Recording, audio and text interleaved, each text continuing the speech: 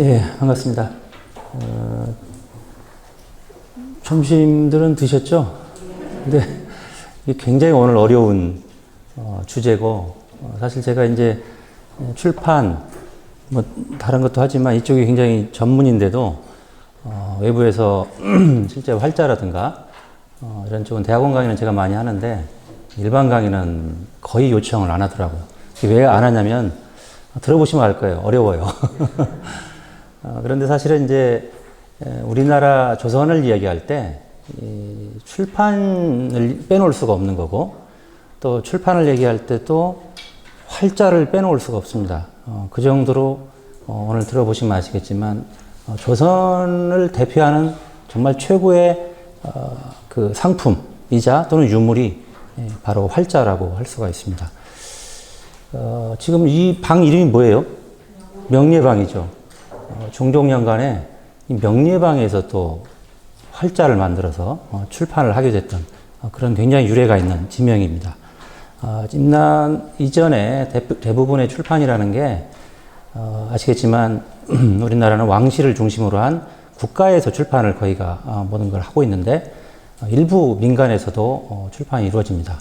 그게 이제 임진왜란이 일어나고 나서 본격적으로 민간 출판이 나오는데, 그 이전의 출판이라고 하면은 중앙과 지방에 있던 관아가 출판의 중심이 되는 거고, 그러니까 뭐 출판사를 국가가 운영했다 이렇게 보시는 게 정확한 거고, 모든 중요한 책들은 왕이 출판을 명을 해서 필요한 사람들한테 일종의 하사하는 방식으로 출판이 이루어졌다. 이게 기본적인 조선 출판의 가장 중요한 핵심입니다. 자, 그런데 이제 오늘 제가 얘기를 듣고 조선의 활자들이라는 이름으로 해달라고 해서 제가 부제목을 하나를 붙였어요. 여기서 원래 요청했던 제목은 아닌데 제가 선택과 집중 이런 말을 썼습니다. 사실 저게 왜 저 활자를 조선이 선택했을까? 출판의 방법이 여러 가지가 있습니다. 출판이 있기 전에는 책을 어떻게 만들었을까요? 써야죠. 그걸 우리가 뭐라 그래요? 필사본. 왕도 제 아무리 왕이라도 뭐 신하를 시키든 본인이 하든 직접 하든 붓으로 써서 글씨를 써서 엮어야 그게 책이 됩니다. 그런데 이게 어느 순간에 목판본이라는 게 만들어지고 그 목판본에서 다시 이 활자본이라는 걸 만들어졌는데, 중요한 건 유독 조선에서만 이 활자본이 상용화됐다는 거예요. 그러니까 원래 활자의 발상지는 우리나라가 아니에요. 중국이에요, 역시. 그런데 이게 유독 조선에서만 이런 일이 생겼다는 거죠. 왜 이런 일이 생겼을까? 바로 그건 선택과 집중이라는 저 한마디로 요약을 할 수가 있습니다. 왜 조선은 활자를 선택했을까요? 이게 제 얘기의 시작입니다. 최근에 그 프랑스에서 이 기사 혹시 보신 적 있어요? 우리의 우리나라 세계 최고의 금속 활자본이라고 알려진 직지자로 찍은 그 활자가 공개가 된다. 이게 이제 1973년에 처음으로 소개가 되고 나서 한 번도 나온 적이 없어요, 세상 밖으로. 물론 이제 영인본도 있고 뭐 그러긴 하지만 실제로 일반인들이 볼 수 있는 기회가 없었는데 그게 최근에 이제 공개가 된다고 해서 나온 유명한 기사입니다, 이게. 그런데 이게 재밌는 게 뭐냐면 1377년에 청주에 있던 흥덕사라는 절에서 구텐베르크 성경보다 무려 78년이나 앞서서 발명된 금속 활자로 찍은 책이 바로 직지심체 요절이에요. 자, 여기서 우리가 하나 짚고 넘어가야 될 게 뭐냐면 저 구텐베르크 성경을 왜 자꾸 얘기하냐 이거예요. 서양에서 출판이라는 것은 굉장히 늦습니다, 동양에 비해서. 그러니까 적어도 인쇄라는 측면에서 얘기하자면 서양은 굉장히 후진적인 나라예요. 여러 가지 이유가 있는데 사실은 종이 때문에 그렇습니다. 이 당시만 해도 동양, 중국 포함해서 우리나라에서는 목판 인쇄가 아주 본격적으로 뭐 이미 당나라 시대, 중국 같은 경우는 5대 당나라 시대를 거쳐 송나라 시대에 오면은 뭐 어마어마하게 성장을 하고, 조선도 뭐 현존하는 유물들을 가지고 오면은 고려시대, 조선시대 초기까지 이 무지하게 많은 책들이 바로 이 목판으로 인쇄가 되는데, 실제로 서양에서는 저 목판 인쇄조차도 쉽지가 않았어요. 왜 그러냐면 목판 인쇄는 좀 이따 설명하겠지만은 나무 판에다가 글자를 새긴 다음에 그걸 먹을 칠해서 종이에 찍어내는 거예요. 그런데 중요한 게 뭐겠어요, 그러니까? 종이겠죠. 근데 이 종이가 우리처럼 이게 좋은 종이 아니에요. 그러다 보니까 찍는데 문제가 생겨서 실제로 서양에서 목판이라는 것은 굉장히 드뭅니다. 그러면 어떻게 했냐, 서양 사람들이? 아시겠지만 양피지, 뭐 이런 데다가 이제 글씨를 쓴 거예요. 문제는 저 비용이 무지무지하게 많이 들어요. 특히 성경 같은 경우 그 당시에 기록에 따르면 60불덴이라고 그러는데 책 한 벌을 만드는데 그게 어마어마하게 큰 비용입니다. 뭐 요즘으로 말하면 저게 이제 뭐 책 한 번에 몇 천만 원씩 하는 거예요. 근데 그나마 그것도 공급이 딸려요. 수요는 있는데 구할 수가 없어요. 그러니까 성경을 보고 싶어도 볼 수 없는 시대예요, 그 시대. 아무나 볼 수 없는. 성경의 소유 자체가 성직자만 보는 거지. 그것도 일부. 공공도서관에만 있는 책이다, 이렇게 보시면 되는 거예요. 그때 이 구텐베르크라는 사람이 원래 뭐냐면은 금세공업자예요. 저 사람이, 이거 뭔가를 좀 연구를 해야겠다. 물론 이제 그 당시 동양의 목판 인쇄술이 넘어가 있긴 했는데, 그게 뭐 종이 문제 때문에 안 되는 거예요. 그래서 저 사람이 연구한 그때 만든 그 활자가 그냥 구텐베르크 활자라는 건데, 그게 이제 1455년에 인쇄가 됩니다. 저게 나오면서 그 이후에 성경값이 60불덴에서 5불덴으로 떨어졌다고 그러죠. 그러니까 뭐 어마어마하게 이제 일반화된 거예요. 저게 일반화되면서 어떻게 됐겠어요? 일반인들이 성경을 쉽게 접할 수 있게 된 거고, 그게 어마어마한 사회의 변화를 가져오죠. 그리고 또 하나가 바로 르네상스가 저 출판에, 그러니까 구텐베르크 활자가 등장을 하면서 실제로는 르네상스도 가능해진 거고, 또 종교개혁도 가능해진 거고. 그러니까 서양에서 보자면 구텐베르크 활자는 정말로 신이 내린 선물이라고 할 만한 거예요. 정말로. 자, 그런데 저거보다 몇 년? 무려 78년. 그런데 저것보다도 그 이후에도 굉장히 많은 실제 활자들이 조선에서는 이미 만들어집니다. 자, 그래서 이걸 가지고, 이걸 보고, 야, 서양에서는 저렇게 활자가 만들어져서 굉장히 많은 사회적 변화를 가져왔는데, 그리고 특히 이제 그 일반인들이 쉽게 접할 수 있는 성경을, 이런 변화를 가져왔는데, 동양은 뭐냐? 저런 인쇄술이 있음에도 불구하고 도대체 조선의 활자라는 게 자랑만 하지, 도대체 저게 뭐지? 이게 사실은 굉장히 중요한 문제고, 또 하나가, 이러다 보니까 90년대까지만 해도 여러분 혹시 기억하실지 모르겠어요. 박물관에 가면은 옛날 책들을 전시하는 그런 그 전시가 굉장히 많았습니다. 특히 이제 그 중에 우리나라의 뭐 최초의 금속활자, 뭐 조선 최초의 금속활자, 뭐 이런 얘기들이 많았고 그런 전시들이 많았죠. 그런데 이제 문제는 뭐예요? 책이라는 게 감상이 안 돼요, 이게. 이거 걸어놓고 볼 수도 없고 그림처럼.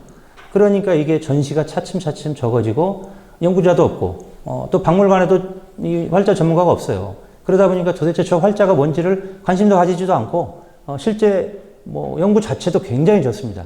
최근에 와서야 뭐 조금씩 또 하고는 있지만 그런 와중에 73년에 그 이전에 흥덕사에서 간행된 저 직지심체 요절이라는 활자가 본이 나온 거죠. 저 아래 보면은 저게 지금 프랑스 국립도서관에 소장이 되어 있는 건데요. 프랑스 외교관이 19세기 말에 입수를 해서 가지고 있었는데 이거에 1911년에 골동품 수집상한테 저게 넘어갑니다. 외교관이 이제 판 거죠. 그런 걸 52년에 프랑스 국립도서관에서 이제 소유를 하게 되고 그게 73년에 공개가 되면서 세계 최고의 금속 활자본이다 하는 게 이제 일종의 이제 공인을 받는 그런 과정이 있는 거죠. 이게 바로 이제 그 활자인데, 활자로 찍은 책인데, 끝에 보시면,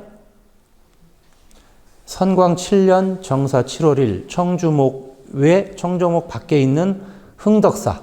흥덕사라는 절에서 주자라는 건 활자라는 뜻이에요. 금속, 여기 왼쪽에 쇠금이 들어가 있죠? 이게 주물, 뭐, 주조한다 그런 주자입니다. 그러니까 금속으로 만든 활자라가 이제 주자고, 그걸 우리가 이제 활자로, 금속 활자로 하는 거예요. 그 금속 활자를 가지고 인출을 해서 널리 퍼뜨렸다. 이런 말이 되는 거죠. 사실은 이 기록을 가지고 지금 이제 우리가 이게 직지 하고 있는 거고, 이게 원래 이제 상하권 2권인데, 현재 남아있는 건 이 학원밖에 없어요. 상권은 없는 거고, 여러분도 한번 찾아보세요. 이게 있는지. 국내에는 지금 이게 존재하지도 않는 거고, 세계에도 한 권밖에 없는 그런 어마어마한 보물입니다. 근데 사실 이렇게 보시면, 여러분들은 뭐 사실 이게 목판인지 금속활자인지 알 수 없지만, 어쨌든 이렇게 1377년이라는 이 시대에 세계 최고로 빠른 시기에 금속활자를 가지고 찍어낸 그게 바로 이제 고려죠. 자, 그런데 그러면 도대체 이 활자라는 것하고 목판이라는 것은 어떤 연관이 있는가? 먼저 목판본 얘기를 해볼게요. 중국에서는 중국의 5대, 당나라 이전입니다. 5대부터 이미 나무판에다가 글자를 새겨서 먹을 묻혀서 종이에 찍어내는 그런 인쇄술이 등장을 해요. 실물도 이미 일부가 남아있고, 이게 당나라를 거치면서 송나라 시대에 아주 극성을 합니다. 그래서 우리가 출판하면 무슨 말을 쓰냐면 송판, 송나라 시대의 책판, 이런 얘기를 합니다. 그 정도로 어마어마하게 높이 평가받는, 세계의 어떤 그 굉장히 유명한 미술 시장에서도 이 송나라 시대의 책은 굉장히 높게 평가받는, 지금도 책 한 권에 수십억 원씩 하는 그런 책입니다. 우리나라는 뭐예요? 여러분 들어보시죠. 무구정광, 다란이경. 이게 이제 그 석가탑 중수할 때 나온 건데, 이걸 이제 우리나라는 뭐라고 그래요? 이건 석가탑을 처음에 세울 때 탑에다 봉안한 거다, 이렇게 얘기를 하고, 근데 세계에서는 아무도 인정을 안 해요. 우리만 그러고는. 왜? 약점이 있어요, 이게. 기록이 없고, 여러 가지가 있는데, 또 하나 나중에 뭐냐면, 이후에 이 중수할 때 나온 기록들이 나왔는데, 그때 함께 나온 것들인데, 그걸 보면은 누가 봐도 이걸 신라시대 걸로 인정하기가 쉽지 않은 그런 정황이 담겨 있습니다. 그래서 우리는 세계 최고의 목판 인쇄술이라고 하지만 실제로는 공인은 못 받고 있는 그런 상황입니다. 자, 어쨌든 이러한 목판본은 고려시대, 조선시대를 거치면서 모든 출판의 기본이에요. 왜? 쉬우니까, 비교적. 글자를 쓰고 목판에 새겨서 먹을 묻혀서 찍어내면 되는 거예요. 서양은 그 자체를 못했던 거예요. 이 어찌 보면 쉬운 것은. 자, 그런데 활자본이라는 건 뭐냐면, 송나라 시대에 필승이라는 사람이 있어요. 필승. 이 사람이 교니 활자가 뭐냐면, 진흙을 이겨서 진흙을 가지고 활자를 만듭니다. 활자를. 진흙은 아무래도 이제 진흙이 점도가 높으니까 그걸 가지고 뭐예요? 글자 모양을 만들어서 활자를 만든 거예요. 근데 문제는 뭐예요? 이게 뭘로 만들었다고? 진흙. 그러니까 어찌겠어요? 깨지기 쉽겠죠. 그래서 실제 아이디어는 나오고, 저게 실물도 나왔는데 상용화가 안 된 거예요. 아무도 저걸 개발할 생각을 안 해요. 중국에서는 그래서 사실은 그 이후로 활자에 대한 관심이 거의 없습니다. 그러니까 뭐냐면, 다시 얘기하겠지만 이 활자라는 것은 조금 더 다시 말씀드리겠지만, 기본적으로 한 번에 찍어내는 양이 기술적으로 아직 완성이 안 되기 때문에 적어요. 그런데 중국 같은 경우는 한 번에 찍는 양이 수만 부가 필요한 거야. 활자 가지고는 도저히 안 돼요. 목판을 사용할 수밖에 없는 이유입니다. 나무판은 그게 뭐 수십 년을 쓸 수가 있거든요. 근데 활자는 그게 안 돼요. 그래서 이게 어쨌든 상용화가 실패를 하고 아무도 관심을 가지지 않는 그런 이제 어떤 유물로 전락을 한 거죠. 그런데 우리나라에서는 이제 고려 말부터 이걸 가져다가 목활자로도 나무로도 활자를 만들어 쓰기도 하고, 이제 우리가 금방 봤던 그런 금속 활자를 가지고 활자를 만드는 거죠.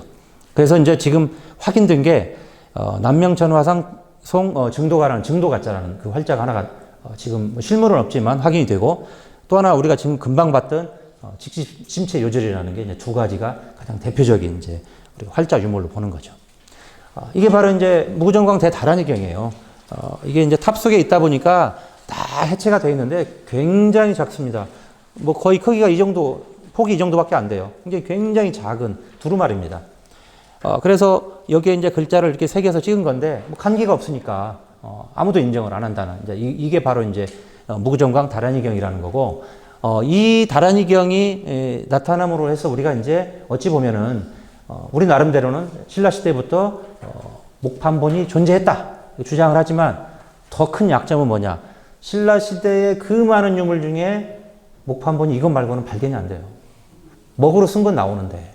그러니까 그게 하나가 더 나오면 우리가 할 얘기가 있는데, 그런 약점이 있어요. 그런 약점이 어쩔 수 없는.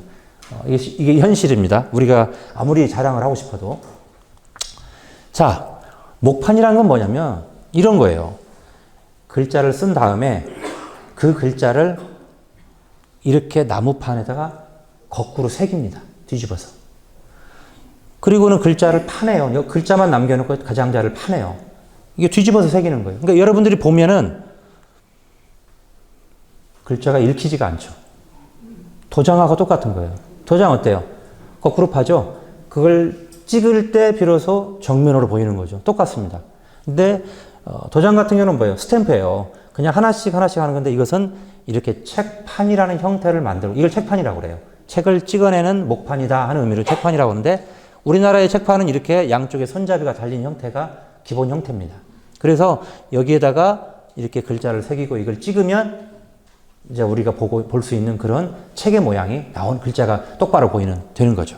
자, 그런데 문제는 활자는 뭐냐? 활자는 여기 나와 있는 것처럼 활자에서 중요한 건 뭐냐면 활자에서 처음에 글자를 하나씩 하나씩 만들어야 돼요. 나무로 새기든 또 하나가 주조를 하든. 근데 우리나라는 거의 주조를 했습니다. 자, 근데 문제는 뭐예요? 이게 주조를 한 다음에 심어야 돼. 하나씩 하나씩. 아까 목판은 뭐 있어요? 글자를 쓴 다음에 새기면 문제가 끝났는데 이건 하나씩 하나씩 심어야 돼. 자, 그러면 여기서 어떤 문제가 생기겠어요? 심을 때 글자가 삐뚤어지지. 그러면 그 전에 뭐가 통일이 돼야 돼요?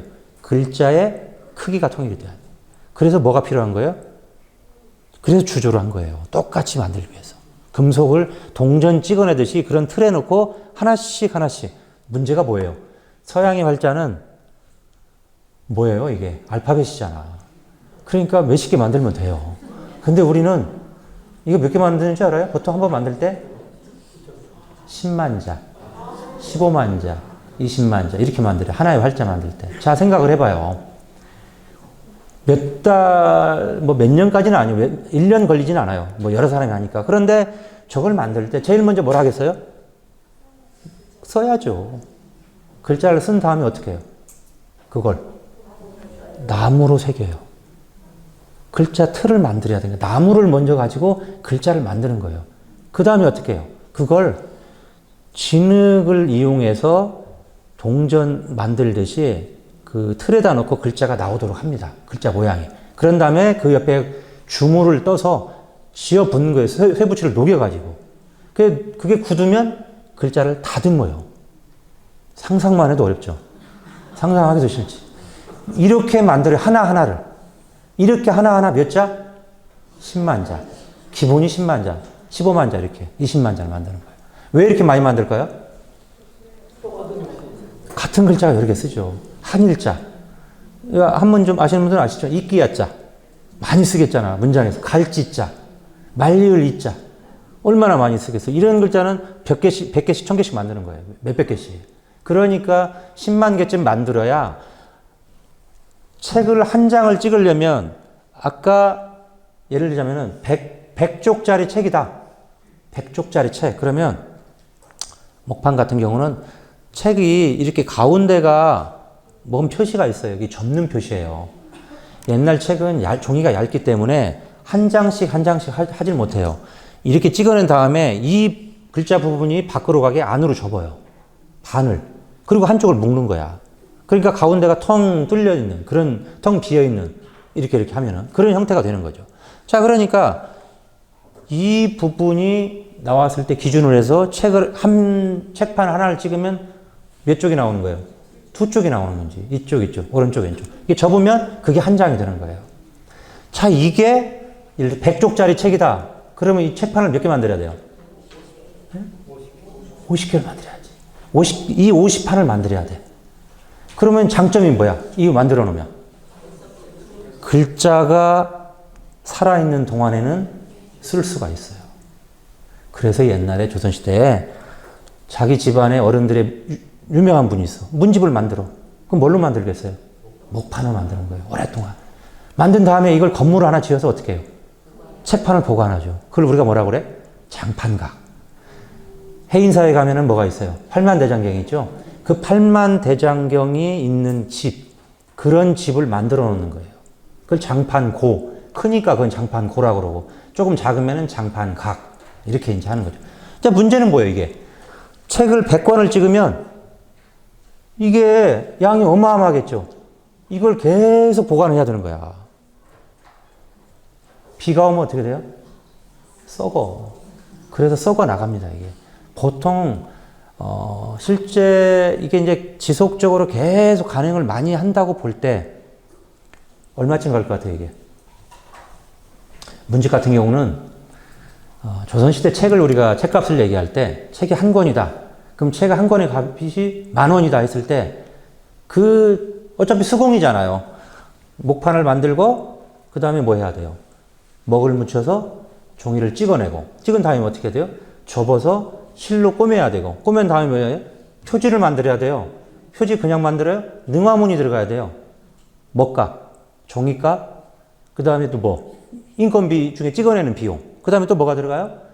표지, 능화문 미는 비용.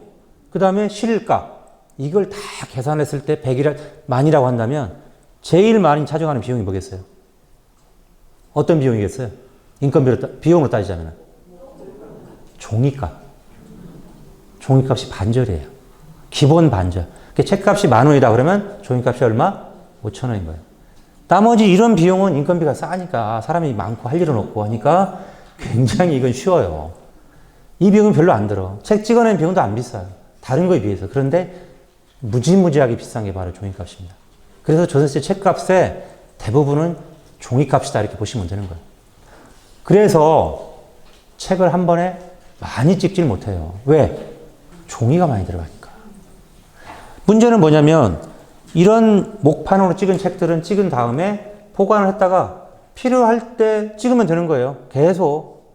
그런데 이제 이게 상업용으로 간다 그러면 아무래도 뭐 수시로 찍어내겠죠. 한 번에 뭐 100권 찍어내고 다 팔리면 또 찍고 하니까 보통 그렇게 했을 때 수명은 어느 정도로 보냐면 20년에서 30년으로 봐요, 이걸. 20, 30년 되면 이게 글자가 뭉개져 가지고 안 보여. 그럼 어떻게 해야 돼요? 다시 새겨야 되는 이런 일이 생기는 거예요. 자, 그럼 얼마나 불편해. 그리고 처음에는 깨끗하지만 조금 지나면 이게 뭉개지는 거예요. 그런데 이렇게 해서 글자를 하나하나 만들 때 만드는 비용이 많이 들어가겠죠? 금속이 필요하니까 개인이 하기가 어려운 거예요. 그래서 국가가 하는 거예요, 이거. 굉장한 하이테크 산업이에요, 이게. 이 활자를 그렇게 15만 자를 만든 다음에 책을 인쇄할 때는 어떻게 해요? 똑같이 한자 심어요. 심은 다음에 어떻게 해야 돼, 이걸? 움직이지 않게 해야 돼. 어떻게 하겠어요? 안 움직이게 하려면. 줄 만들면 얘가 이렇게 들면 안 움직여요? 뭔가 고정을 해야지. 뭘로 했을 것 같아요? 악교면 이거 뜯어야 되는데 끝나고 나면? 왜? 찍은 다음에 뜯어서 보관했다가 다른 책 찍어야죠. 그러니까 이걸 악교로 못 붙이는 거예요. 그러면 붙였다 뜯다 자석이 있으면 좋겠는데 자석도 안 돼, 잘. 뭘 하냐? 바로 밀랍을 썼습니다. 밀랍을 써서 여기를 움직이지 않게 했어요. 자, 그 다음에 문제가 뭐예요? 이 목판의 장점은 어떤 게 있어요? 판이기 때문에 절대 안 움직여요. 그냥 놓고 묻히고 찍어내면 꼼짝을 안 하죠. 문제는 뭐냐? 이것은 글자가 움직여. 왜? 이때 밀랍으로 했다고 그랬죠? 위가 평평하지가 않아.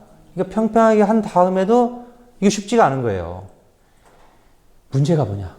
너무너무 한 장 찍어내도 시간이 많이 걸려. 자, 이 정도면 이제 뭔가 감이 오죠. 자, 동일한 책을 많이 찍을 때는 목판이 좋아요? 활자가 좋아요? 목판이 좋겠죠. 움직이지 않으면 편하지. 쉽고. 문제는 목판은 뭐예요? 단점이 한 번 찍으면 다른 책은 못 찍어. 그 책밖에 못 찍는 거야. 또 만들어야 돼, 책을. 문제는 활자는 그래서 활자가 나온 거예요. 활자가 왜? 활자는 장점이 뭐예요? 만드는 건 어려운데 만든 다음에는 찍어내고 나서 이걸 해체를 하면 돼요. 그럼 활자만 통에다 집어넣으면 돼. 순서, 기억니은 순으로 하든지 글자 순으로. 그 다음에 어떻게 해요? 다른 책을 찍을 때 또 하면 되는 거예요. 이거 하나만 있으면 계속 찍어내. 그런데 서양에서 구텐베르크 활자는 뭐냐면 납으로 만들어요. 이 납으로 만들면 이게 약해. 내구성이 떨어져요. 그런데 우리는 이게 뭐예요? 동으로 만들어요. 대부분 조선 초기 동으로, 구리로. 그래서 보통 얼마 쓰냐? 제일 오래 쓴 갑인자 같은 경우 한 거의 한 150년? 엄청 쓰는 겁니다. 그리고 양도 무지무지하게 찍어내요. 그러니까 책을 하나 찍어낸 다음에 끊임없이 다른 책을 계속해서 찍어내는 겁니다. 바로 이게 활자의 힘이고 이게 활자의 매력인 거예요. 자, 그런 상황이 이제 지금 이런 거예요. 지금 좀 자세히 보면은 글자를 이렇게 하나씩 씹는 거예요. 이건 뭐 요새 복원한 거지만 원래 활자는 이렇게 하나씩 돼 있는 거예요. 이렇게 하나씩 돼 있고 이걸 이렇게 이제 심으면 이런 식으로 줄까지도 다 맞춰서 이렇게 해야 그런 굉장히 힘든 수공 과정이 거치는 거죠. 그러니까 중국인들이 이걸 포기한 이유를 알겠죠. 이게 너무 힘들어. 그게 포기한 거예요. 실제로 중국 사람들 입장에서는 이 활자 방법은 고안은 했지만 이걸 가지고 상업적으로 이용하려고 해보니까 도저히 수지가 안 맞아요. 그리고 책을 한두 페이지 찍는데 중국 책 양이 100권, 200권짜리가 수두룩하거든요. 도저히 할 수가 없어요. 그래서 사용 처음에 해서 하다가 바로 접은 겁니다. 이게 이제 중국과 우리나라의 출판의 벌써 시작부터가 차이가 나는 거예요. 자, 그러면 지금 우리가 고려시대에 출판을 했다고 하는데, 우리나라도 그 출판 한번 봅시다. 우리나라 출판은 기본적으로 금방 얘기했지만 이렇게 목판과 활자본이 이 이제 두 가지 시스템으로 온 거예요. 초기에는 무조건 목판이에요. 활자가 나타나기 전까지는. 그런데 이 두 가지 방식입니다. 목판도. 하나는 자, 분명히 얘기했죠. 목판을 새기려면 제일 먼저 뭐가 있어야 돼요? 새길 글자가 있어야 돼. 그럼 뭘 해야 돼? 누군가가 써야 돼. 써는 일이 쉬워요, 힘들어요? 어렵죠. 그러니까 아이디어를 냈죠. 왜? 남이 써는 걸 갖다 하면 되잖아. 그래서 중국에서 책을 사다가 그걸 그대로 종이에다가 우리 목판에다가 반대로 뒤집어 붙이고 새기는 거예요. 그리고 찍어내는 거예요. 그러면 내가 쓸 수공은 덜겠죠. 그리고 중국 책이 이쁘게 잘 만들었거든. 그러니까 그거 갖다가 그대로 다시 하는 거예요. 뭐 같아요, 이게? 불법 복제. 웃을 일이 아니에요. 실제로 불법 복제예요. 그대로 한 거예요. 그래서 우리가 그걸 뭐라고 그러냐? 복각이라고 그래요. 뒤집어 붙인 다음에 새겼다 해서. 이게 진짜로 불법 복제예요. 허락받고 하는 거 아니니까. 자, 우리나라에서는 자, 이래서 일찍부터 이 활자에 관심을 가질 수밖에 없었던 거예요. 그래서 지금 기록상으로는 상정고급 예문이라는 게 있는데 이게 언제냐? 1234년, 외우기도 쉽지. 1241년. 이때쯤에서 이미 이게 만들었다는 기록이 나옵니다. 어디에? 이게 이규보, 동국 이상국집을 쓴 이규보의 문집에 나와요. 뭐라고 나오냐? 수용주자, 아까 앞에서 봤던 주자예요. 활자. 마침내 활자를 이용해서 인성 28번, 28부를 인쇄했다. 이 기록이 나옵니다. 그러니까 이걸 가지고 우리가 확실히 알 수 있는 거예요. 언제? 1234년. 그 언저리쯤 언젠가 우리나라에서는 이미 금속 활자이든 이게 목활자이든 알 수 없는데 이제 금속 활자일 가능성이 높아요. 왜? 그 주자라는 말을 썼기 때문에. 어쨌든 이 언저리에 벌써 만들고 있어요. 그런데 문제는 뭐냐면 핵심은 뭐예요? 기술력. 이게 얼마나 효율적으로 하냐 이거. 이 사람들도 28부밖에 못 찍은 이유가 있는 거예요. 너무 힘들어. 많이 못 찍은 거예요. 자, 그 다음에 나온 게 남면청 화상송 증도가라는 게 이게 1239년 이전입니다. 이때 뭐가 증도가라는 최근에 뭐 좀 문제가 이슈가 됐지만 어쨌든 그 활자로 찍은 책이 실물은 남아있지 않고 그 책을 복각한 목판본이 남아있어요. 그래서 우리가 알 수 있는 겁니다. 그게 뭐냐? 바로 이거예요. 여기 보면은 1239년에 끝에가 나옵니다. 끝에가 뭐라고 나오냐면, 여러분 안 보이죠? 제가 읽어드릴게. 끝에 보면은 진양공 최희가 이제 글을 쓴다고 나오고, 모공중조 주자본 이수기전. 여기. 장인들을,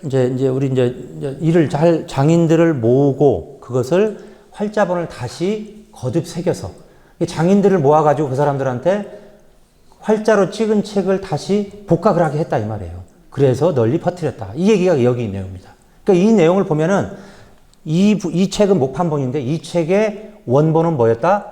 활자본이었다. 이걸 알 수 있는 거예요. 이 책도 역시 남아있지가 않습니다. 남아있다면 국보죠, 그냥. 찾아보세요, 한번. 자, 어쨌든. 그리고 마지막에 이제 나온 게 지금 나왔던 게 뭐예요? 백운화상 초록 불조 즉시심체 요절. 굉장히 긴 책, 제목에. 이게 바로 흥덕사에서 찍었다는 즉시심체 요절이에요. 1377년에. 그러니까 이걸로 따지자면 벌써 이게 얼마예요? 훨씬 이전부터 우리 조상들은 금속 활자를 가지고 책을 찍어냈다는 거예요. 이게 틀림없는 사실입니다, 이것은. 이제 증명되는 사실이에요. 이제 이게 어찌 보면 즉시심체 요절이라는 책이 발견이 되면서 이 이전의 내용들이 증명이 되는 거고, 더 중요한 건 뭐냐? 이미 직지라는 이 책의 기록을 가지고 보자면, 책의 실물을 보면은 상당히 발전된 형태의 활자본이라는 것을 알 수가 있다는 거예요. 이 부분을 보면은 어때요?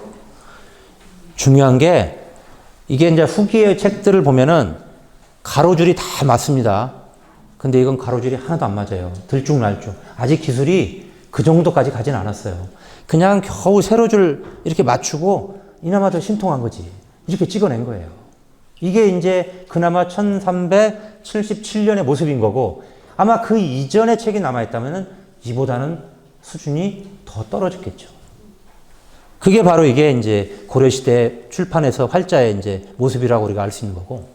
자, 그래서 이제 고려시대의 어떤 책들 중에 몇 가지를 제가 한번 보여드릴게. 1370년에 경상도 성주에서 찍은 책이에요. 이것은 중국에서 간행된 책을 가져다가 불법 복제한 바로 이 근사록이라는 유가서 중에 유명한 책이죠. 이게 불법 복제가 원래의 중국 책은 이렇게 깔끔한데 이걸 목판에다가 중국 책은 목판본이에요. 그걸 그대로 다시 복각을 해서 찍어내. 이제 이겁니다. 이것도 역시 지금 본문으로 지정이 되어 있는 책이고. 자, 우리나라에서 나온 책 중에는 동임지문이라는 우리나라 사람들의 문장을 모아놓은 책이에요. 이게 이제 1355년 건데 이렇게 생겼습니다. 앞에 게 좋아요? 이게 좋아요? 네? 글씨가 이게 더 좋아요? 너무 억지로 그렇게 안 하셔도 되는데. 자, 앞에 게 누가 봐도 이건 뭐 어마어마하게 잘 만든 책이고 너무너무 거칠죠. 이건 왜 그러냐면 실제로 우리나라 사람이 글씨를 써서 새긴 건데 지방에서 새긴 거예요. 각수의 수준이 떨어지기도 하고 여러 가지 이유가 있습니다. 어쨌든 고려시대의 판본들은 대부분이 이 정도에서 크게 벗어나지 않습니다. 복각이 아닌 이상은. 그게 이제 목판을 새기는 솜씨 자체도 차이가 있는 거예요. 어쨌든. 자, 그렇다면 이제 우리가 오늘 이제 시작할 조선시대 활자 얘기를 조금 이제 해보겠습니다. 자, 그러면 지금까지 봤지만 이렇게 목판에서 활자로 출판이 넘어왔는데 조선시대 이전의 출판은 대부분이 이제 목판이 중심이 됐지만 지금 보면은 직지를 중심으로 해서 실물로는 이제 직지심체 유해라는 그게 하나가 남아있고 실제로 고려시대의 찍은 활자로 확인되는 게 한두 개가 더 있긴 해요. 그런데 문제는 뭐냐면 그게 증명하기 어렵고 그 다음에 금속활자는 아니에요. 그렇기 때문에 우리가 증명을 하긴 굉장히 어려운 문제가 있긴 하지만 다른 자료를 보면은 앞에서 보셨지만 고려시대에 이미 상당 수준의 어떤 그 활자 인쇄의 기술을 가지고 있었다. 기술력이 어느 정도 있었다. 이건 틀림없는 거죠. 여기까지는 이제 우리가 얘기할 수 있는 거예요. 자, 그러면 조선이 이제 됐어요. 몇 년? 조선이 건국이 몇 년이에요? 1392년. 맞아요. 1392년. 정확히 200년 뒤에 조선이 망해요. 몇 년에? 1592년. 그렇게 망합니다, 조선이. 굉장히 출판에 있어서도 활자에 있어서 어마어마하게 중요한 두 가지 연대예요. 자, 1392년에 조선이 건국이 되고 나서 처음으로 활자를 만듭니다. 누가? 태종이 만들어요. 자, 근데 보세요. 몇 년이에요, 그때가? 1403년. 조선이 몇 년에 생겼다고요? 1392년. 몇 년 만에? 10년 만에. 10년 만에 활자를 만들어요. 이게 여러분들이 이걸 그냥 생각하시면 안 돼. 나라가 건국이 새로 돼요. 그러면 제일 임금 입장에서 걱정이 뭐예요? 이성계가 나라를 어떻게 만들었어요? 뺐었지. 사람 많이 죽이고. 그 사람 많이 죽인 핵심이 누구예요? 태종이잖아요. 이방원이. 이방원 입장에서는 뭘 해야 돼, 지금? 뭘 해야 돼요? 국방, 외적이 올 수도 있고, 반란이 일어날 수도 있으니까 뭘 해야 돼요? 군사력을 정비하는데 최선의 노력을 기울여야 돼요. 또 하나를 뭘 해야 돼요? 그거 하려면 뭐가 필요해요? 뭐가 필요해? 돈이 필요하지. 그럼 뭘 해야 돼? 세금을 걷어야지. 그럼 뭘 해야 돼? 백성들이 편하게 살고 먹고 살 수 있도록 해줘야지. 잘 살아야 세금이 나오지. 세금이 나와야 그걸 가지고 국방도 키우고 뭘 하는 거예요. 이게 기본이에요. 그래서 모든 나라가 만들어지면 제일 먼저 하는 게 군사력, 재정 확보. 이게 제일 핵심이에요. 특히 중국 같은 경우는 워낙 반란이 많이 일어나니까 제일 먼저 하는 게 군사력 정비예요. 꼼짝을 못하게 전국을 소나기 안에 집어넣습니다. 그런데 이성계는 몇 년, 7년쯤 있다가 아들한테 물려줬잖아요. 그리고 그 형인 정종도 이 동생한테 물려주고 도망가 버리고 누가 남아? 태종이 이제 왕이 되잖아요. 근데 저 사람이 뭘 하냐? 활자를 만들어요. 이상하지 않아요, 이거? 이상한 인간이지. 정상적인 사람은 아니에요. 이건 있을 수가 없는 일이에요. 좀 이따 말씀드리겠지만 이건 엄청난 조선의 기반이 되는 사건입니다, 이게. 자, 그리고 나서 여기 이제 벌써 연표를 한번 보세요. 세종이 등극을 하는데 1420년, 몇 년, 17년 뒤에 경자자라는 활자를 만들려고 해요. 그래서 실제로는 이게 경자자는 21년에 만듭니다. 1421년에. 그리고 나서 다시 34년에 또 만들어요. 그리고 나서 다시 38년에 또 만들어요. 이 양반 이것만 하는 게 아니지. 또 뭐예요? 한글도 만들어야지. 추국이도 만들어야지. 바빠. 그런데 이 사람이 뭘 하냐? 이 활자를 만들어요. 무지하게 이 활자에 힘을 썼습니다. 활자에 뭘 위해서? 기술력 확보를 위해서. 이게 세종이 이렇게까지 해서 만든 이 갑인자라는 활자는 여러분 나중에 보시겠지만 책이 아니에요. 미술품이에요. 책 자체가. 글자가, 종이가 모두 다. 이걸 그래서 이 활자를 가지고 아까 활자 몇 년 썼다고 그랬어요? 150년 썼다고 그랬잖아요. 거의 200년 써요. 근데 이제 중간중간에 이제 부족하고 분실하고 하면은 또 다른 걸로 만들기도 해요. 보충해서. 그런데 이 갑인자의 글자체라든가 이게 기술력이 너무너무 완성도가 높았기 때문에 이걸 1580년에 선조 때 그걸 그대로 다시 만듭니다. 그걸 우리가 이제 제주라고 그래요. 제주. 두 번째로 주조했다. 그래서 이게 경진년에 했다. 이렇게 경진자라고 그래요. 그 다음에 전쟁이 나잖아요. 1592년에 싹 사라져요. 그게 불에 다 타버려요. 불에 타면 어떻게 돼요? 녹아서 그냥 쇠붙이에요. 그러니까 광해군이 1618년에 그걸 똑같이 또 만듭니다. 그게 뭐예요? 무오자예요. 이것도 또 전란 중에 없어져 버려요. 이괄에 난 뭐 이렇게 하니까. 그리고 나서는 이제 그 다음 뭐예요, 이게? 나라가 아니야. 이미 왜 책 하나를 못 찍어낸 나라가 돼버린 거예요. 활자가 싹 사라지고 활자 만드는 장인들을 어디로 갔어? 일본 놈들이 다 데려가 버려요. 그래서 일본에서는 그때 활자라는 게 처음으로 생겨나는 거예요. 우리 그 장인들, 도공만 데려간 게 아니에요. 그래서 일본의 그 활자 문화가, 금속 활자 문화가 이 1600년대에 이 데려간 우리 장인들을 가지고 만드는 거예요. 일본의 출판 문화가 그때 흥성을 하는 겁니다. 그래서. 자, 그리고는 이게 이제 나라가 조금 완성이 되니까 1668년에 무신자라는 활자를 그걸 가지고 똑같이 또 만듭니다. 이게 몇 번째? 네 번째. 그걸 사주라고 해요. 그런데 이건 왕의 지시로 한 게 아니라 김석주라는 수호청 대장이 하는 거예요. 자기가 개인적으로. 그러니까 이건 자기가 하면 안 되는 건데 하는 거예요. 이미 나라가 그래서 엉망이 된 거예요. 좀 이따 설명하지만 이 활자를 만들으라고 지시할 수 있는 유일한 사람은 누구냐? 왕이에요. 왕의 지시에 의해서 다 만들어지는 거예요. 그리고 만들으라고 한 지시한 해의 간지. 개미년에 만들려고 했기 때문에 개미자예요. 경자년에 만들으라고 했기 때문에 경자자예요. 이거 만들기는 실제로는 1421년에 완성돼요. 그지만 이름은 경자자라고 하는 거예요. 자, 그 다음에 갑인자는 갑인년에 만들려고 한 거예요. 병진자는 병진년에. 자, 그 다음에 이게 다섯 번째로 새로 만드는데 그 임진자라는 활자예요. 임진왜란이 몇 년? 1592년. 정확히 다시 200년 지난 몇 년? 1700 임진년이니까 90년은 아니고 72년. 이때 왕은 누구? 영조인데 세손이 누구냐? 정조가 세손인 시절이에요. 그 정조가 왕한테 요청을 해요. 활자를 새로 만들어야겠습니다. 그러니까 영조가 그때 노망난 상태인데 뭘 알아? 만들어라 하니까 만든 거예요. 다시. 그리고 다시 자기가 왕이 돼서 또 만듭니다. 이 활자를. 같은 활자예요.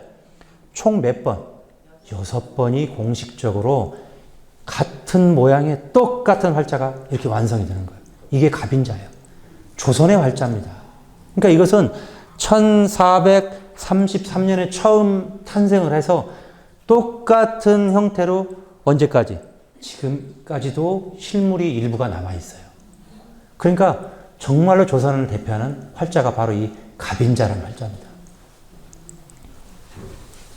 자, 그래서 이제 우리가 그 이상한 태종이 뭘 했는가 한번 볼게요. 그 태종이 지시로 만든 개미자라는 활자. 이것은 지금 남아있는 게 몇 개 안 돼요. 종류로. 그래서 이 활자로 찍은 책은 다 국보입니다. 이런 활자예요. 아까 우리가 봤던 여기 조금 지나가 봅시다. 이거 직지 잘 기억해 보세요. 이 활자하고 이 활자하고 비슷하면서도 뭔가 다르죠. 이게 이제 태종이 지시해서 만든 활자예요. 자, 그런데 도대체 태종은 이걸 왜 만들려고 했을까?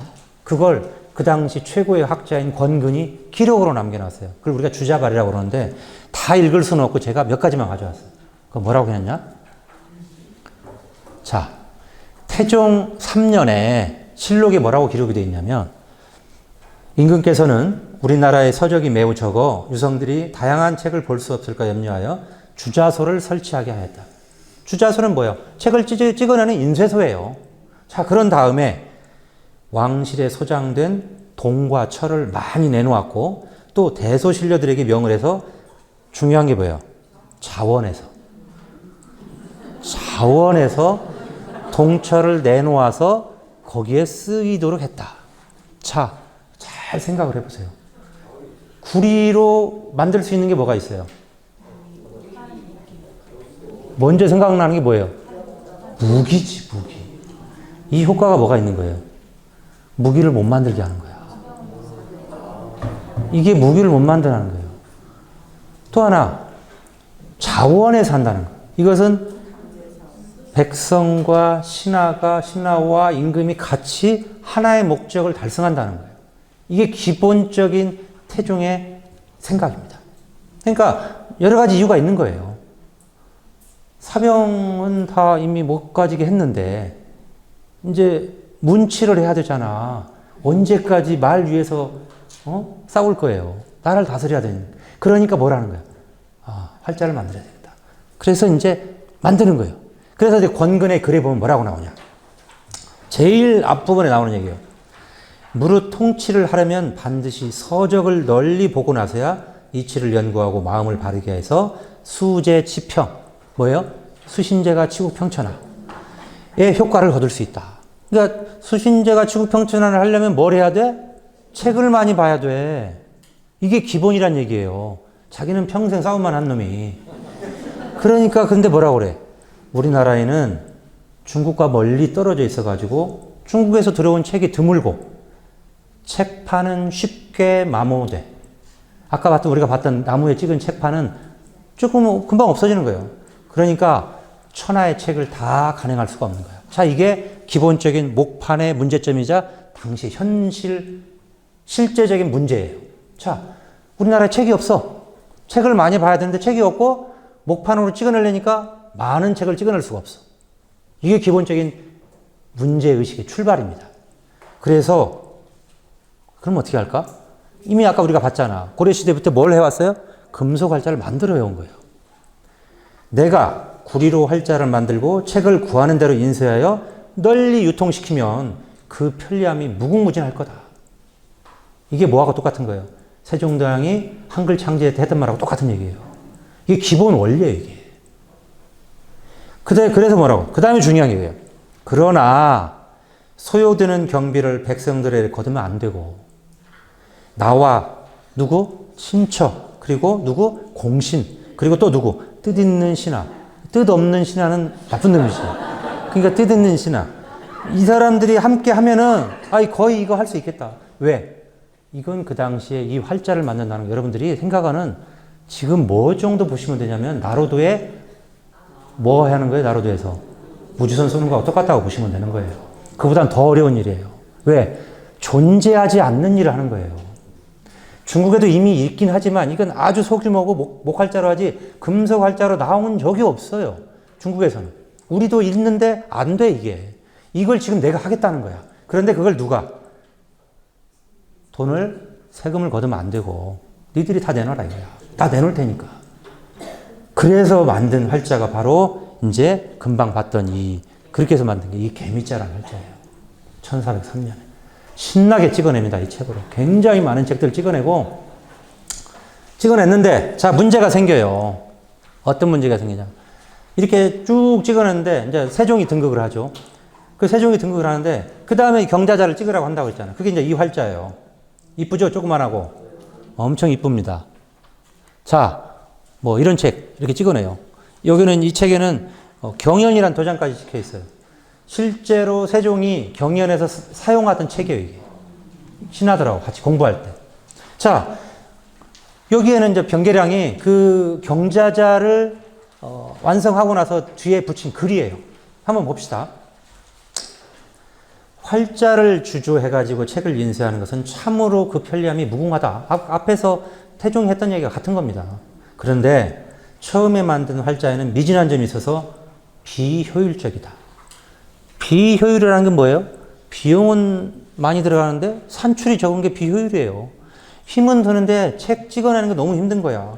그래서 뭐라고 해? 다시 더 정교하게 해라 하고 명을 내립니다. 그래서 이제 얼마 만에? 7개월 만에 완성을 했는데 아주 편해졌어요. 그래서 하루에 얼마를 찍어내? 20장을 찍어낼 수가 있어. 그전에는 몇 장 찍은 거예요? 하루에 서너 장 찍은 거예요, 서너 장. 책 한 권 만들려면 미치는 거야, 이거. 이게 하루에 20장 찍으니까 이게 엄청나게 이미 효율적으로 됐다고 기록을 해놓은 겁니다. 자, 그 다음에 이제 중요한 내용이에요. 중국의 제왕들은 건국 초기에 재정과 군사 문제에만 힘을 썼는데 우리 임금들은 전혀 다르다. 뭐가? 이거 봐라. 이런 데 힘을 쓰는 게 아니라 뭐에 힘쓰는 거예요? 문치에 힘쓴다 이거예요. 활자를 만들어. 책 찍어내서 공부해서 나라를 잘 다스리고 백성들을 편하게 하겠다는 게 기본 생각이라는 거지. 그러니 조선은 영원히 복록을 누릴 것이다. 이 활자를 만들어. 이게 이렇게 자부심을 가질 만할, 여러분들 나로도 날아가는 로켓 보고 그런 생각 가졌겠지만 이 사람들은 당시 이 활자를 보고 실제로 그랬던 거예요. 이게 중국에서 들여온 책보다도 더 멋진 책이었거든. 자, 그래서 1분 남았는데 조금 더 맞아, 이것까지.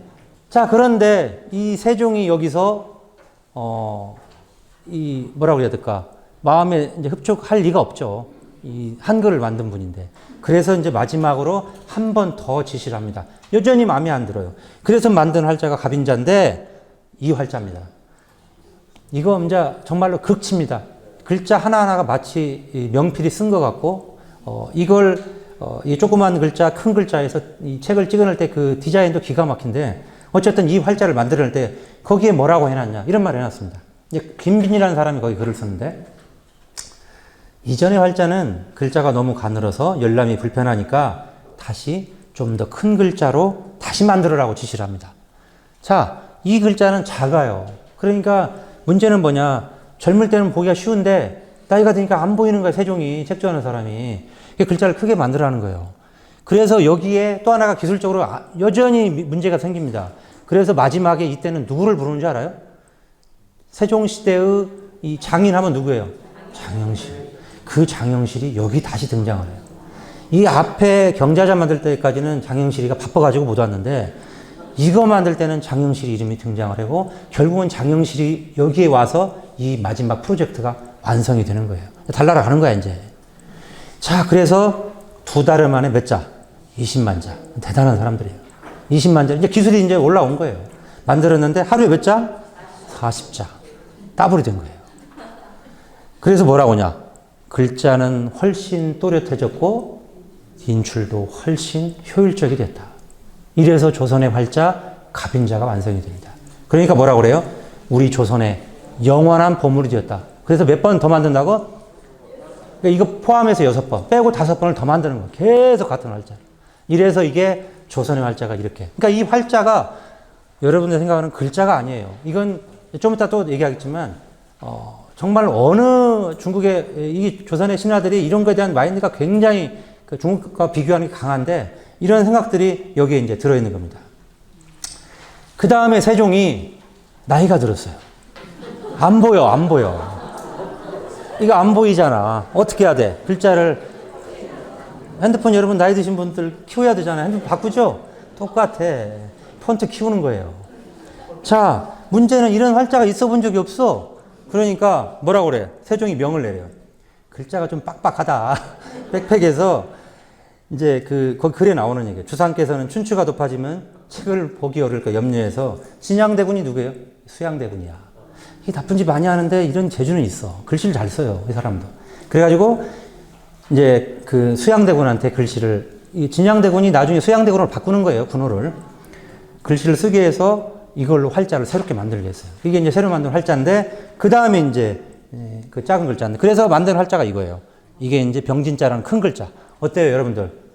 시원하지? 이제 나이 드신 분들 볼 수 있어. 뭐, 돋보기 안 껴도 돼요, 이제. 이렇게 만든 거야. 그리고 이제 주석은 이렇게 이제 작은데. 근데 세종 정도 되면 이걸 너무너무 많이 잡은 것 같기 때문에 작은 거 안 봐.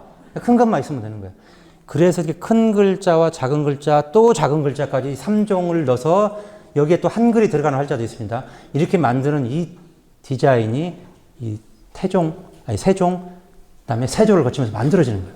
이런 활자가 바로 조선 초기에 이미 만들어집니다. 우리가 지금까지 봤던, 아까 앞에서 얘기했던 구텐베르크 활자하고는 비교할 수 없는 이미 그런 정도 수준의 활자 수준이 올라와 있다는 거예요.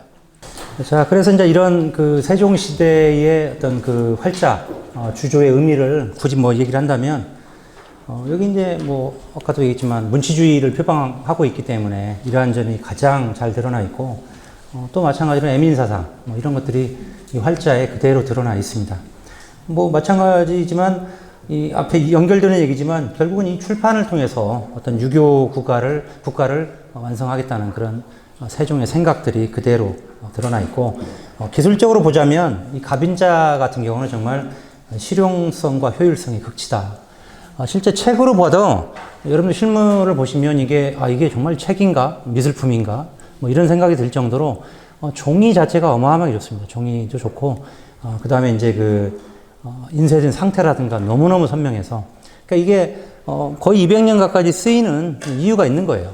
만약에 이제 조선이 계속해서 전쟁이 안 나고 이어졌다면 사실은 경진자 같은 그 활자가 더 쓰였겠지만, 전쟁이 나면서 이제 자동으로 사라져 버렸게 됐고, 앞에서 봤지만 이제 그 이후에 무호자라든가 무신자라든가 이렇게 만들어지긴 해도 실제 기술적으로는 나중에 만들어지는 다시 정조 시대의 그런 수준에는 미치지 못하기 때문에 정조가 등극하면서 결국은 다시 조선 초기의 영화를, 활자에 있어서도 조선 초기의 영화를 다시 찾겠다 하는 생각이 이제 정조의 의식 속에 굉장히 이제 잘 드러나 있는 걸 확인할 수 있습니다. 자, 보시면 이거 이제 1580년에 제주 갑인자, 두 번째로 만든 이제 갑인자로 찍은 건데, 녹권이에요. 여기 보면 이 활자라든가, 그 다음에 세 번째로 만든 무호자로 찍은 활자, 또 네 번째로 만든 사주 갑인자인 무신자로 찍은 활자, 그 다음에 임진자, 이건 이제 정조 때 1772년에 만든 활자, 그리고 이제 정유자, 이 활자들이 다 같은 글자를 보면은, 물론 이제 그 활자마다 약간의 특이한 글자들이 있는 건 있어요. 하지만 전체적으로 보자면 이 기본 틀은 그대로 유지하면서 계속 반복된 그런 그 활자를 사용했다, 이렇게 보시면 되겠습니다.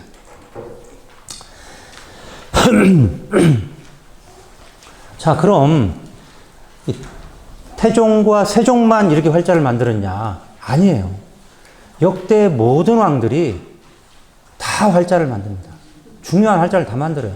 그 중에 이게 이제 경호자라는 활자가 문종 때 나오는 건데, 안평대군 하면은 뭐예요? 여러분 뭘 잘 알아요? 몽유도원도. 그 몽유도원도의 주인공이죠. 안견한테 그리라고 했던. 그 몽유도원도의 주인공이 안평대군이 또 뭐의 대가예요? 글씨의 대가예요. 글씨의. 그래서 이 사람이 글씨를 너무 잘 쓰니까, 아까 있지만, 이 글씨는, 큰 글씨는 누구? 수양대군 글씨예요. 그러니까 뭐, 안평만 잘 쓴 게 아니에요. 그 당시 왕들이 글씨를 다 잘 써요. 조기교육 다 받아서. 엄청 잘 씁니다. 그래서 이 안평대군이 쓴 글씨를 모본, 어미자로 만들어가지고 활자를 만든 거예요.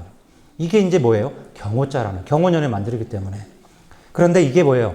안평대군을 누가 죽여? 수양대군이 죽이잖아요. 세조가. 죽일 때 활자도 같이 죽여. 활자를 녹여버려요. 없애버립니다. 그래서 이게 찍은 게 여기 나와 있는 사리아, 고문진보, 역대병영 이 정도밖에 안 남아있어요. 다 없어요. 그래서 희귀본이야. 책 나오면 억대야, 이 책은. 찾아봐요, 한번. 그래서 아마 조선시대에 우리나라, 그러니까 아까 개미자, 경자자, 그 다음에 또 갑인자, 이건 글씨의 틀이 우리나라 산 게 아니에요. 미안하지만. 그 개미자 같은 경우는 송나라 시대의 글씨체, 책에 나오는 글씨체. 경자자 같은 경우는 원나라 시대 책에 나오는 글자체. 그 다음에 갑인자는 누구? 명나라 초기 중국의 심씨 형제들이 있어요. 그 유명했던 서예가들입니다. 그 사람의 글씨를 중국에서 간행을 했는데, 목판본을. 그걸 가져다가 그대로 우리가 폰트화한 거예요. 불법 복제야, 이것도. 근데 그건 목판에 새긴 게 아니라 우리는 폰트화를 한 거예요. 폰트화. 그래서 활자를 만든 거예요. 자, 그 다음에 만든 아까 진양대군부터는 이제 우리나라 독자적으로 우리나라 사람의 글씨를 쓰기 시작하는 겁니다. 그래서 진양대군이 썼던 병진자가 있고, 그 다음에 바로 이 경호자가 안평대군의 글씨입니다. 굉장히 실제로 아름답고 아주 글자 정교하게 잘 만들어져 있어요. 왜냐하면 이미 세종시대를 거치면서 활자의 기술, 주조의 기술, 인출의 기술은 굉장히 최고 수준까지 올라가 있었기 때문에 이제 그대로는 이런 문제가 안 생겨요. 이미 기술이 올라가 있기 때문에. 그 다음에 세조가 등극을 하면서 또 활자를 만듭니다. 나쁜 일 많이 했잖아, 또 세조도. 그러니까 부처님한테 용서를 비니라고 불경을 무지하게 찍어내요, 이 당시에. 그때 활자도 많이 만드는데 강희안이라는 사람이 있어요. 명필인데. 이 사람의 글씨를 가지고 이렇게 납작납작한 이쁘장한 글씨를 또 찍어냅니다. 이것도 임진왜란 이전까지 거의 150년을 쓰는 아주 장수 폰트예요, 이것도. 아래 한글만큼이나 쓰는 거야. 아래 한글 여러분 몇 년 썼어요? 30년? 그 정도밖에 안 됐지? 이건 150년 썼다니까. 아래 한글이 그때 있을지는 모르겠는데. 어쨌든 이게 임난 이전까지 갑인자와 함께 가장 많이 사용된 활자고 아주 많이 찍어냈습니다. 그래서 불경도 많이 찍어내고. 그리고는 또 1457년에는 반야심경, 바람일다경. 이게 이제 그 세조가 아들이 이제 의경사자가 죽어요. 그러니까 이제 명복을 빌려고 자기가 직접 글씨를 씁니다, 이렇게. 그래서 활자를 만들어요. 이제 참여 아니라고. 참여가 됐는지는 모르겠는데, 어쨌든 그렇게 해서 불경을 또 엄청 찍어냅니다. 그 다음에 1458년에 또 만들어요. 이것도 이제 아까 우리가 봤던 그거 비슷한데, 이것도 이제 세조의 글씨를 가지고 만든 거고, 그 다음에 또 유명한 정난종이라는 명필이 있어요. 이 사람의 글씨를 가지고 또 활자를 만들어요. 이 조그마한 글씨를. 근데 이제 이건 문제가 글자체가 조금 약간 얌전하지가 않아. 그래서 유교 책에는 별로 안 찍고 불경만 많이 찍어요. 선비들이 별로 안 좋아했어요.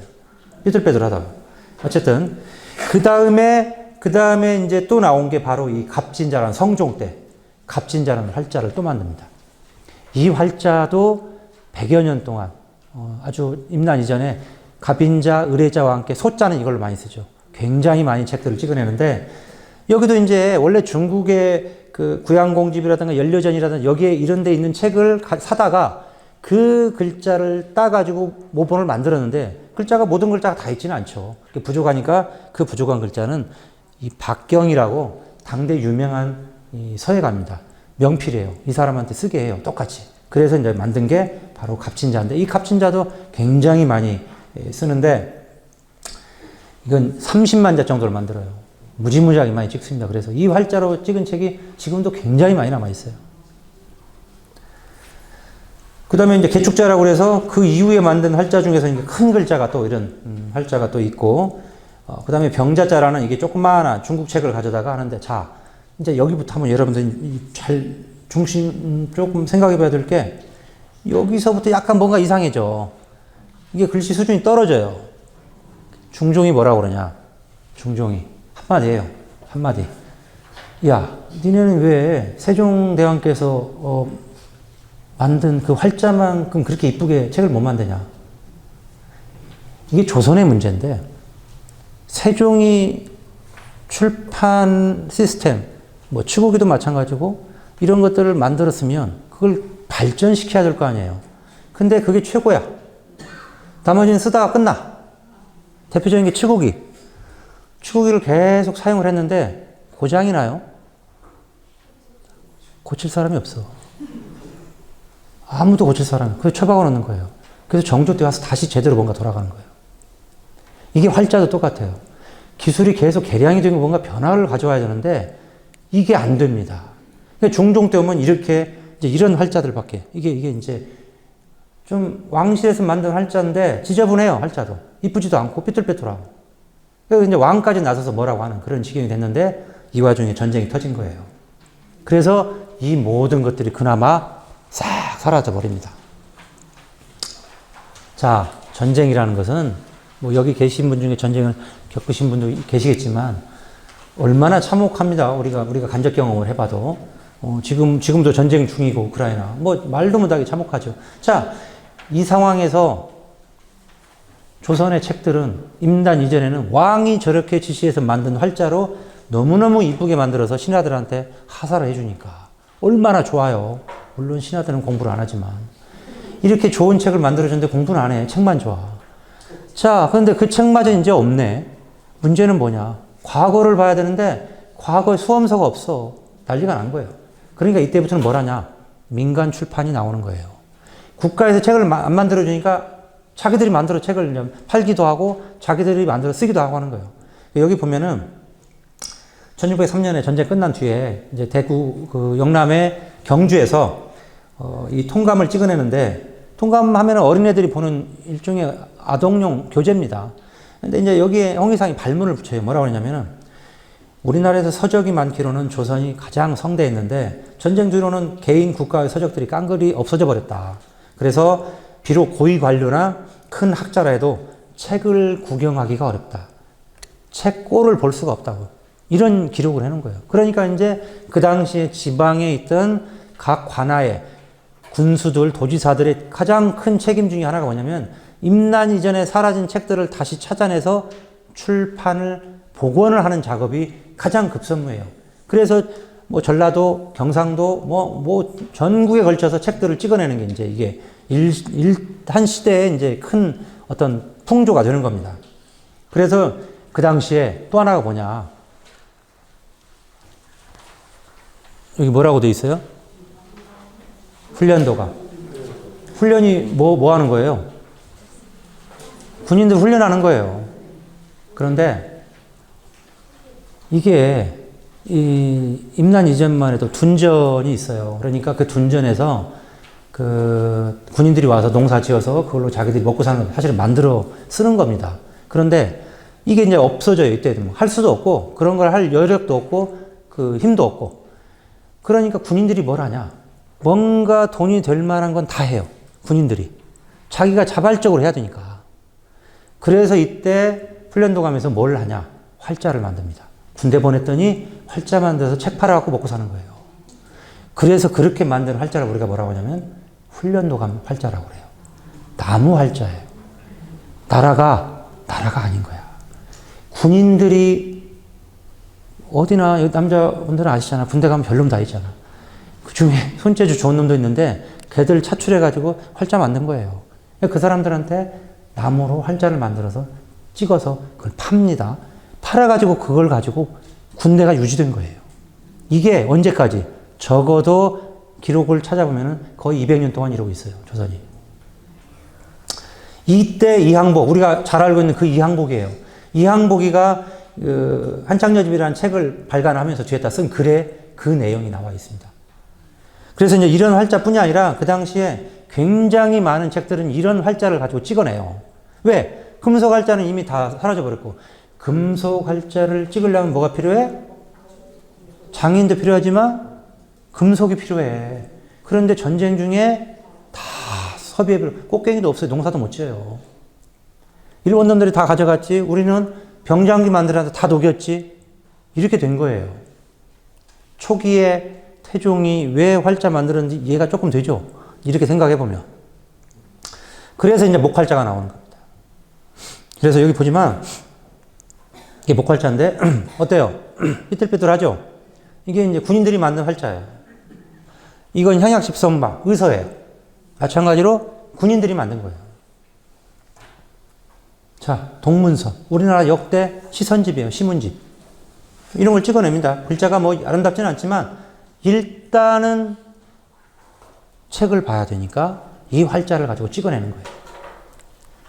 뭐 이런 거. 그러다가 효종 때쯤 해서, 그러니까 선조 때 임진왜란이 일어나고, 그 다음에 누구예요?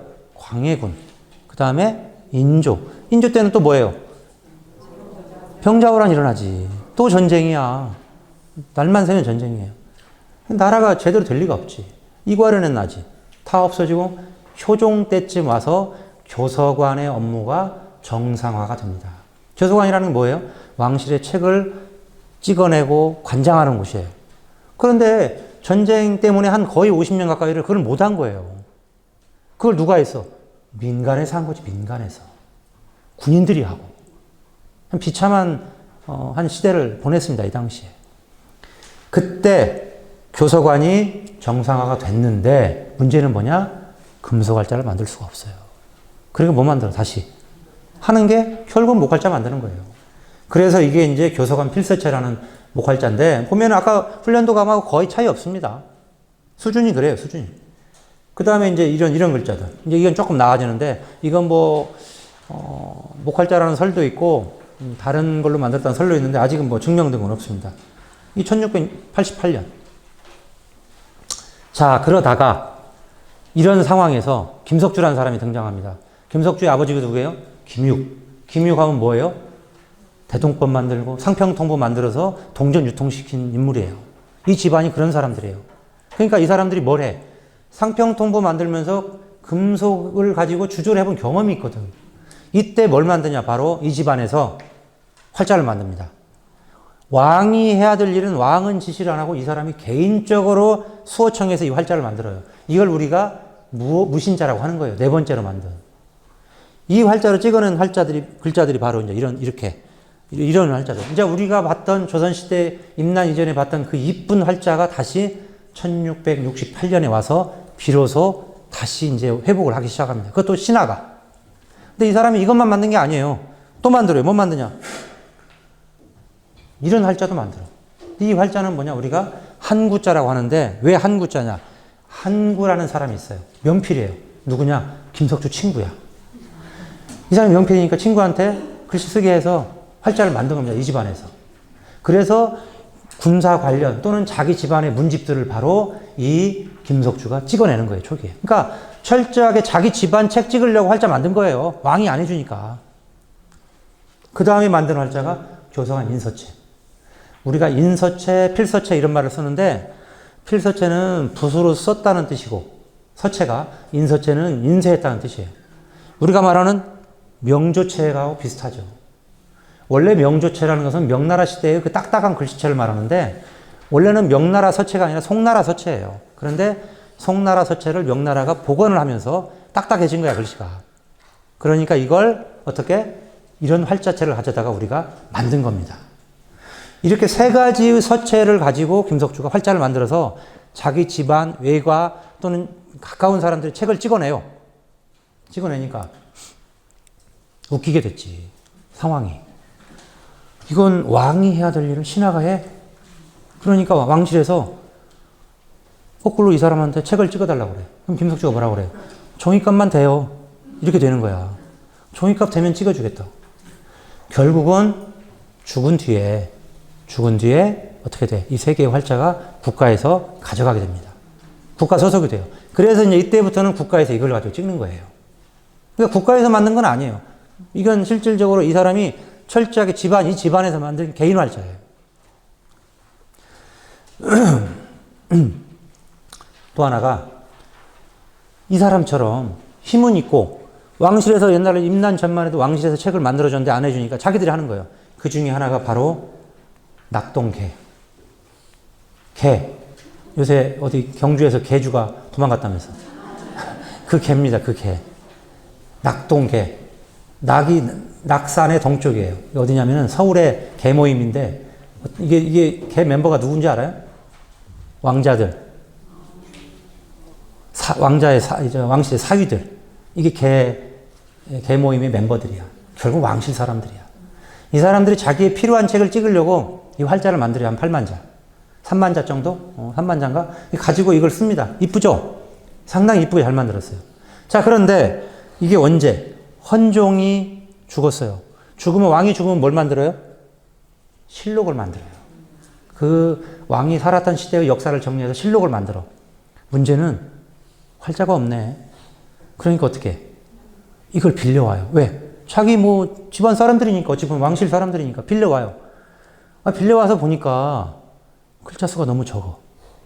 그러니까 어떻게 해요? 왕실에서 몇만 자를 더 만들어. 그래서 합쳐서 책을 찍어내는 활자가 바로 현종실록자예요. 자, 현종실록을 다 찍었어요. 찍은 다음에 활자를 돌려줘야 될 거예요, 주인한테. 근데 이게 돌려주려고 보니까 반절만 줘야 되잖아. 반절은 지네 거고 반절은 개인 거고. 그럼 어떻게 돼요? 둘 다 병신이지. 그러니까 어떻게 타협을 하냐? 그러지 말고 이걸 그냥 왕실에 바쳐라. 대신에 왕실에서 책이 나올 때마다 그걸 니네 다 사람 숫자들 하나씩 주겠다. 이렇게 타협을 합니다. 그래서 왕실에서 가져가요. 불쌍하지. 이게 전쟁이 끝난 지 거의 80년 뒤의 일이에요. 이게 조선이야, 그게. 얼마나 불쌍해. 대외적으로 다른 것도 보자면 너무너무 힘든 시기예요. 그래서 쓰는 활자가 현종실록자라는 활자예요. 이 활자를 가지고 그래서 이것도 역시 150년 이상 씁니다. 이 활자도. 굉장히 왕실에서 나온 많은 책들을 바로 이 활자로 찍어내게 돼요. 그 다음에 이제 우리가 앞에서 봤던 교성한 인서체자 누가 만들었어요? 김석주가. 근데 그건 약간 글자가 굵잖아. 이건 같은 채인데 훨씬 가늘어요. 이쁘게. 이걸 만들라고 뭐 하냐? 국가가 출판업에 뛰어들어요. 인쇄업에. 그래서 개인들이 자, 집안 문서 찍을 사람 손들어. 돈 가져와 해서 인쇄를 해주는 거야. 그래서 이걸 가지고 1723년 정도에 이걸 시작을 하는데 어마어마하게 많은 책들을 100년 동안 이걸 가지고 찍습니다. 그래서 일명 뭐라고 그러냐? 문집자라고 그래요. 이걸. 문집을 너무 많이 찍어요. 그러니까 왕실이 돈이 없으니까 이 활자를 만들어서 인쇄업에 진출하는 거예요. 그래서 이걸 가지고 찍어서 종이도 사고 월급도 줘야 되고 이렇게 하는 거예요. 참 어렵죠. 사는 게 어렵습니다. 자, 그 다음에 홍계이라는 인물이 있어요. 영조 때. 이 대단한 사람인데 원래는 출신은 전주 사람이에요. 근데 아주 대단한 사람인데 대단한 학자인데 이 사람이 나중에 이제 어떻게 되냐면 아들 때문에 영모로 몰려서 아들이 죽는 바람에 자기 사후에 이거 이제 다 날아가는데 이 사람이 충청도 관찰사를 갔을 때 활자를 하나 만듭니다. 금속으로. 그래서 몇 가지 책을 찍는데 그게 다 율곡 이의와 관련된 책이에요. 그래서 율곡의 문집도 이 사람이 찍어내고 율곡의 다른 저서도 찍어내고 서학도 찍어내고 이래요. 그래서 이것을 우리가 홍계이가 만들었기 때문에 홍계이자라고도 하고 율곡전서를 찍었기 때문에 율곡전서자라고도 하고 여러 가지 이름을 씁니다. 어쨌든 이건 썼는데 이 사람이 죽고 나서 나중에 아들이 가지고 있다가 아들이 팔았어요. 비싸니까 팔았어. 사간 사람이 어떻게 했냐? 녹여가지고 요강 만들었어. 실제 기록이에요. 그래서 사라져버렸습니다. 그래서 이 활자로 찍은 책이 많지가 않아요. 그 다음에 이게 이제 목활자인데 여기 서울에 있던 동 이름이에요. 이게 민간에서 찍은 활자예요. 민간에서 이제 이런 이쁘게 만든 활자 만들어서 찍어서 파는 거예요. 이제 민간 출판들도 이때 활자를 사용을 합니다. 실제로. 임난 직후도 마찬가지고.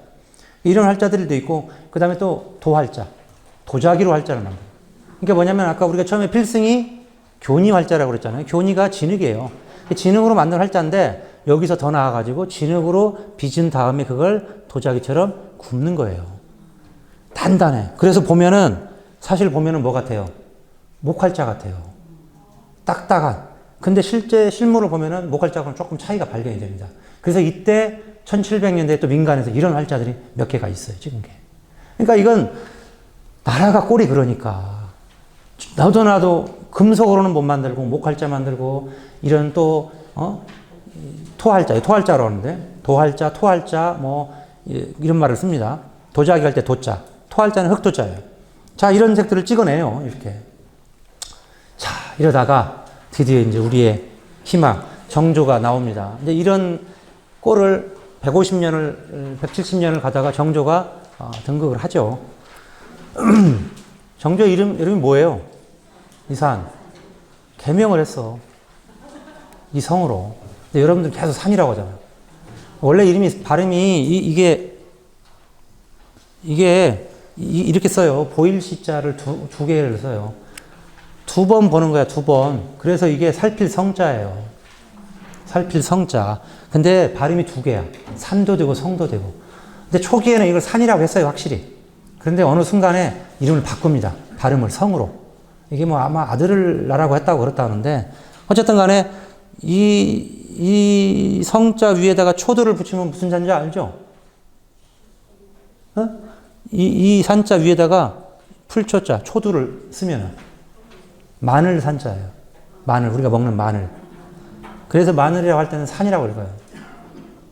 어쨌든 이 정조, 자기가 이제 만든 규장전이라는 사전이 있어요. 거기에도 뭐라고 돼 있어요? 성이라고 발음이 됐잖아요. 어휘, 임금의 이름이다. 이렇게 돼 있어. 그러니까 나중에 이 사람은 개명을 했어. 여러분들 개명해 보신 분 여기도 계실 것 같아요. 연배로 봐서는. 이름이 이상하게 가지고. 있죠? 저도 제 초등학교 동창들 만났더니 한 5명이 개명을 했더라고. 남자는 아는데 여자가. 이렇게 보면 다 이상한 이름이야. 그래서 이게 정조도 개명을 했어요. 그러니까 여러분들 개명한 이름 불러줘요. 전 이름 부르면 기분 나쁘잖아. 정조가 한 일 중에 이제 등극하자마자 제일 중요한 게 뭐예요? 규장각을 세우는 거죠. 지금도 이제, 장덕궁에 가면 있지만, 여기 이 규장각이 있죠. 사실은 자기 연구소라고, 개인 연구소라고 보시면 돼요. 책도 편찬해야 되고, 인출도 해야 되고, 여러 가지 정보 수집도 해야 되고, 정치, 경제, 사회 모든 것들을 이렇게 자기가 직속 연구기관이다 이렇게 보시면 딱 맞는, 사실은. 그러면서 인쇄소이고, 출판도 담당도 하고 이런 거죠. 자, 이게 이제 김홍두가 그랬다고 알려져 있는 그림인 건데, 여기에 이제 이걸 만들어 놓고, 정조가 뭘 하냐? 제일 먼저 하는 게, 아까도 했지만 뭘 했어요? 응? 활자 만들었잖아. 왕도 안 됐는데 활자 만들었잖아. 그 사람이 호가 뭐예요? 홍제야, 홍제. 큰 홍자. 이게 어디서 나오냐면, 논어 태백편에 나오는 얘기예요. 뭐냐면, 선비는 뜻이 크고 굳세지 않으면 안 된다. 왜? 임중이 도원. 임무는 무겁고 갈 길은 멀다. 그래서 뜻을 크고 굳세게 가져야 된다. 그래서 여기를 따다가 홍제라는 호를 쓴 거예요, 자기가. 인으로서 자기의 책임을 삼으니 막중하지 않냐. 죽어서야 끝나니까 갈 길이 멀지 않냐. 이런 말이에요. 이 왕이 퇴직이 없어. 퇴직할 수가 없어. 유일한 퇴직은 뭐예요? 죽든지. 죽기 싫은 사람이 하는 게 뭐가 있어요? 대리청정. 양유는 힘들어. 대리청정을 시키는 거예요. 그게 이제 대리청정을 한 사람이 몇 명 있죠. 그 중에 이제 하나가 또 순조, 효명사자. 순조가 대표적인 대리청정인데 어쨌든 그런 거예요. 인을 자기 책임으로 삼아야 되니까 너무너무 막중하다는 거고 죽어서야 끝나니까 갈 길이 멀다는 거야. 그러니까 이게 국가 백성들을 위해서 할 일을 내가 하려면 뭘 해야 된다? 뜻이 크고 굳세야 된다. 그래서 여기서 따다가 홍제라는 호를 쓴 거예요.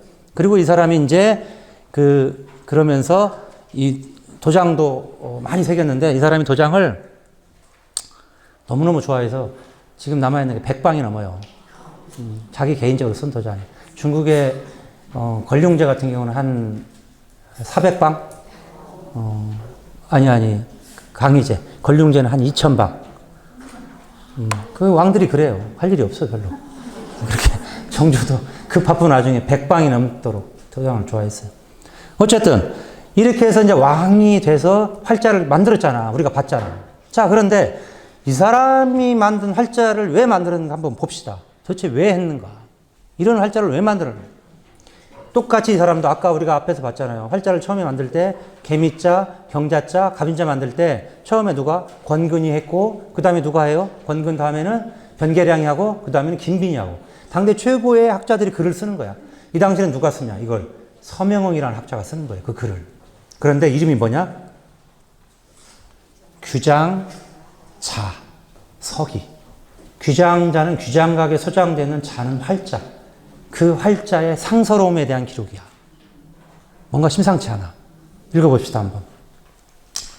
하늘이 대통을 제왕하게 주려고 하면 반드시 기물을 빌려서 상서로움을 표시한다. 예를 들면 이런 거예요.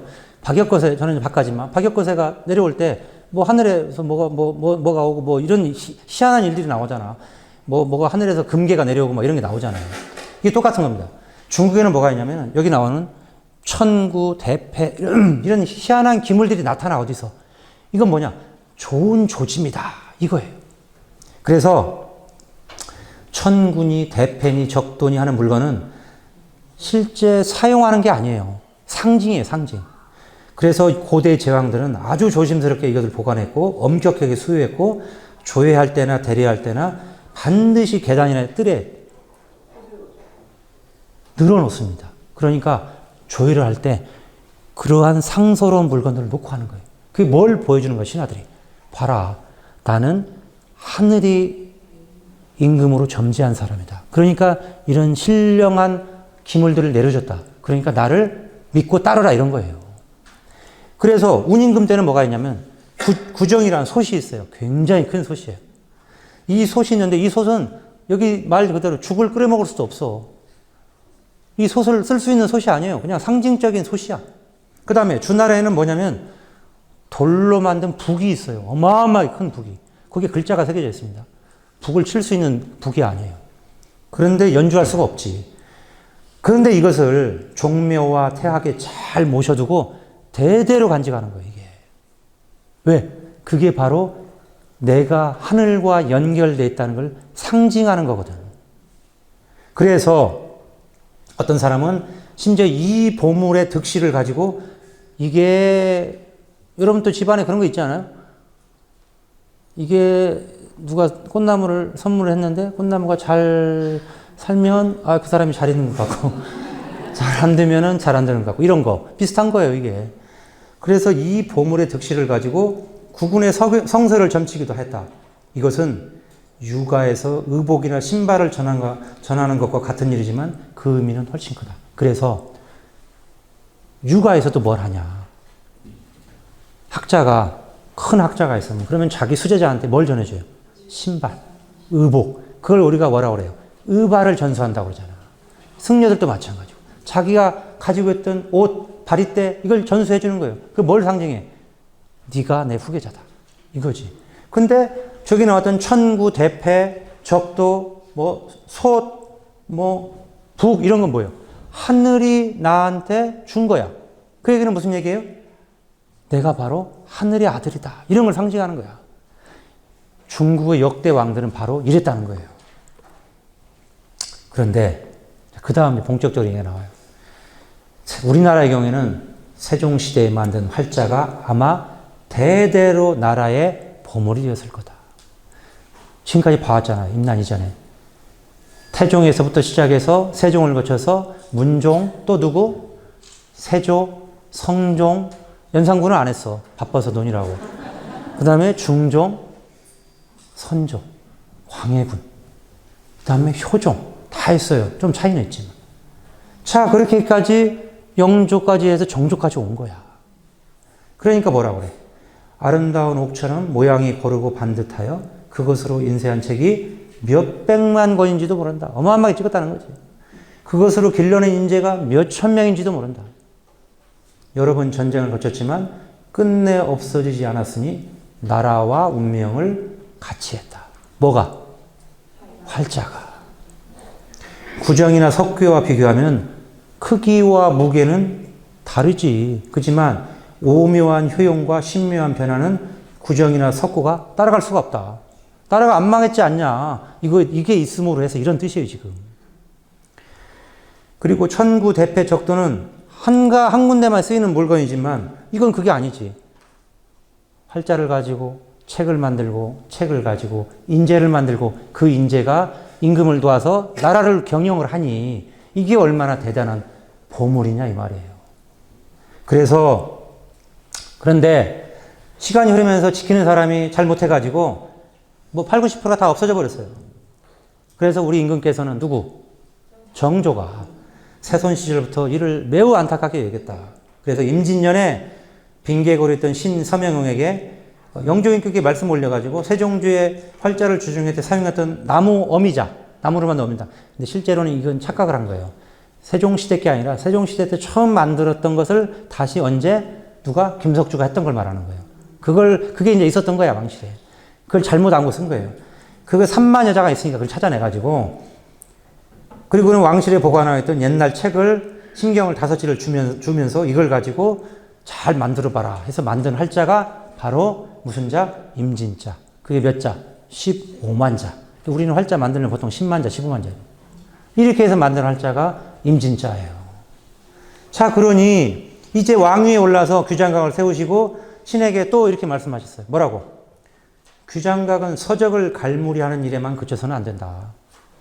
오래도록 서적을 인쇄한 뒤에야 그 혜택이 사방에 미치고 사람들의 지식을 개발할 수 있게 된다.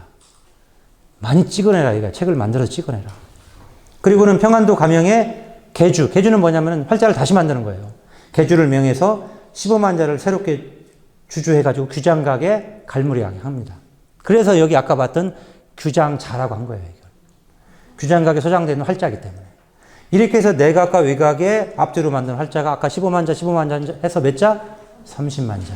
그런데 우리나라에서 대대로 전해는 부서가, 이게 부적이란 뜻이에요. 상서로운 부적. 우리 임금 원년에 멀리 국초에 처음 활자를 만들었을 때의 원래 숫자를 뛰어넘었다, 이미. 그것은 바로 보배로 여기던 구정이 잠깐 사라졌다 다시 나타난 격이고 석고가 깨어졌다가 다시 온전해진 격이다. 하늘과 사람이 함께하는 기미가 그렇게 되기를 기약하지 않았는데 저절로 그렇게 됐다. 이건 하늘이 시킨 거다. 이런 거예요. 그러니까 조선이여 영원하라 이 말이에요.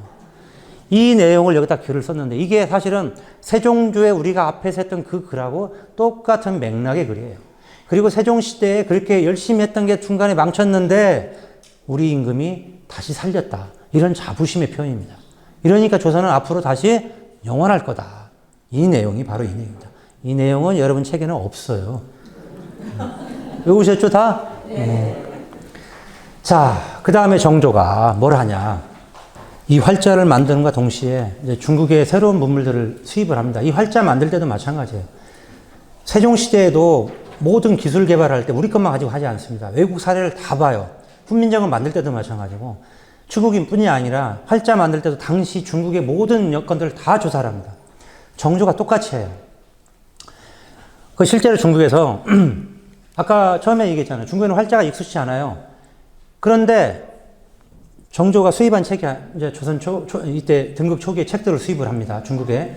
왜? 우리나라에 책이 없으니까 중국에 책을 수입을 하는데 그때 대표적으로 수입하는 책이 이제 중국에 뭐가 있냐면 사고전서라는 책이 있어요. 유명한. 근데 이제 그걸 서우스를 시켜가고 책을 사러 보냈더니 은자를 2,000냥을 싣고 갔더니 중국에서 뭐라고 하냐. 아, 그 책은 빈매품이래.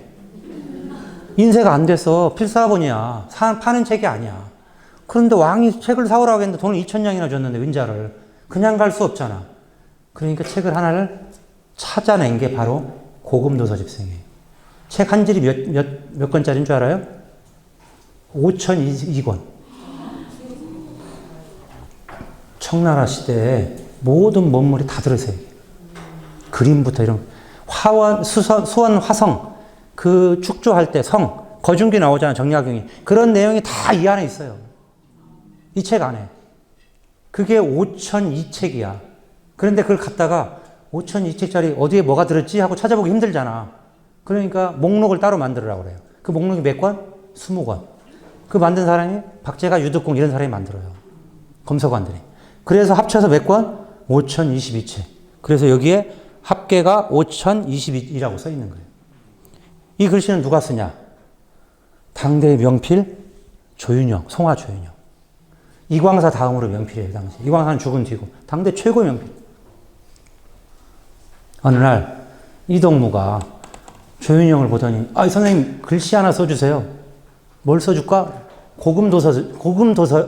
도서집성이요. 그래. 도서집성? 왜?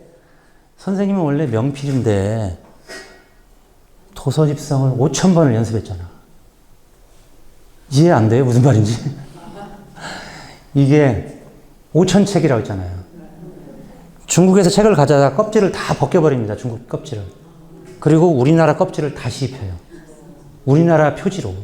이건 표지는 우리나라 표지예요. 책은 중국 책인데. 그리고 여기다가 도장을 찍어요. 정조가. 이게 정조 도장이에요. 조선국인 홍제 만기여가 극. 조선의 임금인 홍제인 나는 만기여가. 만기랑 왕이 할 일이 만 가지라 된다고 해서 만기라고 그래요. 그렇게 바쁜 와중에도 틈을 내서 내가 정사를 덜 본다. 책을 본 다음으로 이런 의미로 도장을 찍은 거예요. 그렇게 한 다음에 조윤영한테 표지마다 글씨를 쓰라고 해요. 몇 번 써야 돼요? 5,000번. 5,002번. 그러니까 이동무가 이 글자를 써달라고 한 거야. 농담을 한 거예요. 원래 명필인데 5,002번 썼으니까 나를 써주면 얼마나 잘 써줄 거야. 그 말이에요. 이게 처음 쓴 글씨예요. 이게 5,002권 중에. 잘 썼어요? 네, 잘 썼죠. 자, 그런데 문제는 뭐냐면 이 당시에 중국에서는 활자의 뜻이 뭐예요? 글자 그대로. 움직이는 글자, 살아서 움직이는 글자예요. 철자가 무슨 뜻이에요? 기능에 중점을 맞춘 장명이지. 근데 중국에서는 이게 너무 익숙치 않아, 활자가. 그래서 아까 우리가 봤던 이 활자는 금속으로 만든 활자예요. 중국에서 잘 만들었죠. 이게 누가? 걸륭제 전에 누구예요? 응? 옹정제. 옹정제 때 만든 활자인데 이걸 찍어냅니다. 몇 가지를. 이때. 그리고는 이제 이 사람이 익숙치 않으니까 이 사람들이 이걸 창고에 넣어놨어요. 이게 뭘로 만든다고 그랬어요? 쇠붙이로, 동으로. 창고에 넣어놓고 안 써. 그러니까 이 담당하는 놈이 조금씩, 한 주먹 갖다 팔아도 태 안 나겠지? 계속 빼다 팔으면 술 사먹은 거야. 팔아가지고. 왕이 새로 등극을 했어, 걸륭이. 재고조사하면 목나라하게 생겼잖아. 그러니까 책임자가 상소를 올립니다. 지금 나라에 전 황이 들어서 화폐가 부족한 거예요. 화폐를 만들어야 됩니다. 그런데 창고에 보니까 활자가 있던데 저거 쓸모도 없는데 녹여서 화폐 만듭시다. 그러니까 인자 막 왕이 된 걸륭제가 뭘 알아, 어린애가. 그래라 해가지고 이걸 녹여서 화폐를 만들었어요. 근데 두 가지를 달성을 했잖아. 일단 목나라 갈 일이 없게 된 거지. 재고조사에도 살아남은 거예요. 그러다가 이 걸륭제가 나중에 어느 정도 정신을 차리고 나서 이제 이 사람이 편찬 사업을 많이 하잖아요. 중국의 청나라에 어쨌든 기틀을 완전히 잡는 사람이니까. 책을 찍으려고 보니까 너무너무 목판에 새기면 아까 우리가 했던 것처럼 골치가 아픈 거야. 나무를 가지고 언제 이걸 하고 있어. 그때 조선 출신의 김간이라는 사람이 있어요. 이 사람이 활자 얘기를 해. 활자로, 조선에서는 익숙하잖아, 활자가. 활자로 책을 만들면 편하겠습니다. 그러니까 활자? 그게 뭔데? 하고 물어봐요. 그러니까 알려줘.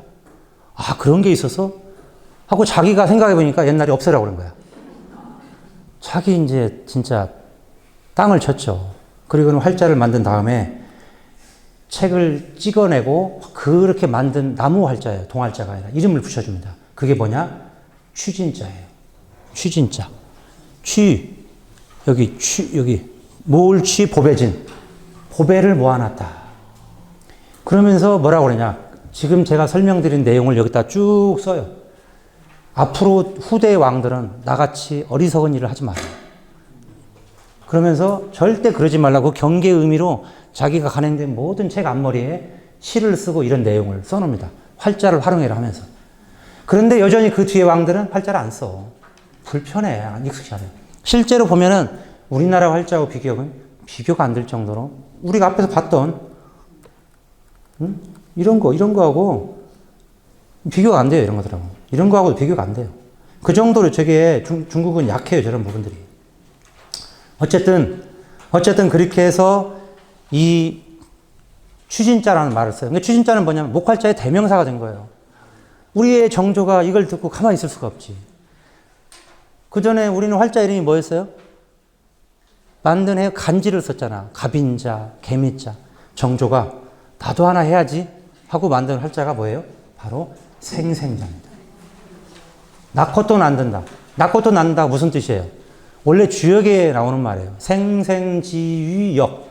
낳고 또 낳는 게 변화다. 낳고 또 낳는다. 사실은 활자에 이것보다 더 좋은 이름이거든. 활자가 자꾸 뭔가를 만들어내잖아. 뭘 만들어내요? 책을 만들어내지. 책이 또 뭘 만들어내? 인재를 만들어내지. 인재가 뭘 만들어내? 좋은 사회를 만들어내지. 낳고 또 변화를 가져온다는 거죠. 이렇게 해서 정조가 생생자라는 아주 멋진 이름을 만들어 놓는데 무식한 왕들이 그 뒤로 이 말을 쓰질 않아. 그게 무슨 말인지 몰라가지고. 참 안타깝습니다. 어쨌든 이렇게 해서 정조 시대에 다시 100만자의 활자를 만들어요. 총 100만자. 어마어마한 임진자, 정유자, 정리자 뭐 이런 활자들을 만들고 다시 정조 이후에는 민간에서 또 만들어요. 힘 있는 사람들이 정조가 죽고 나서 예를 들자면은 남공철이 같은 사람들이 또는 박종경이 같은 사람들이 자기 집안의 책을 찍으려고 이런 활자들을 만들어냅니다. 이런 활자들을. 제가 왕실의 활자를 중심으로 얘기했지만 실제로 임난 이후에는 이렇게 말할 수 없이 많은 민간에서 이런 활자들을 가지고 책을 찍어냈고 천주교도 마찬가지예요. 천주교도 조선 후기에 오면은 이런 활자들을 자체적으로 만들어서 찍어내는 거예요. 여러 가지 책들을. 목판으로 찍어내지만. 왜? 목판은 들키잖아. 목판은 들켜. 보이니까. 부피가 커서. 근데 이것은 어떻게 돼? 주머니에다 넣어놓으면 알 수가 없어. 그래서 활자를 만드는 거예요. 그래서 활자를 활용하는 거고. 물론 이제 그 뒤에는 일본과 어디에요? 상해 가서 찍어오지만 초기의 책들은 그렇게 해서 1800년대 중반 후반에 가면은 그 목활자를 가지고 천주교 관련 책들도 찍어내는 겁니다. 자, 이렇게 해서 결국은 조선은 뭐예요? 활자의 나라예요. 이 활자는 바로 서명용이 얘기했듯이 그리고 앞에서 누가? 권근이 얘기했듯이 또 변계량이 얘기했듯이 김빈이 500년 동안 모든 조선의 지식인들이 왕실에서 인식하는 활자, 그건 바로 조선의 보물이에요. 중국에 구정이나 뭐 이런 석고나 의미 없다 이거야. 국도 못 끓이는 솥이 무슨 필요가 있냐 이거지. 근데 우리는 끊임없이 변화시킬 수 있는 이 활자를 가지고 있는 보배를 가지고 있는 활자의 나라다. 그게 조선이다 하는 게 오늘 마지막 얘기입니다. 고생하셨습니다.